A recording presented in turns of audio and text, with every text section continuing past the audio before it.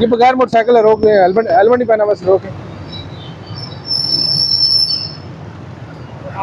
अस्सलाम वालेकुम, कैसे हैं आप? ठीक है।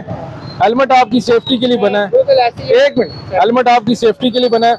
आपने उसको इस सेफ तरीके से इस मिरर के ऊपर लगा दिया है। ये देखे ना, ये आपको क्या सेफ्टी देगा?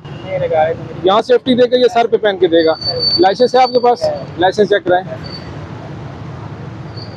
मैं भी ड्यूटी पे हूँ। हम लोग कहाँ मुलाजम है आप? PHU सरकारी बाइक है। सरकारी बाइक PHA के मुलाजम है आप।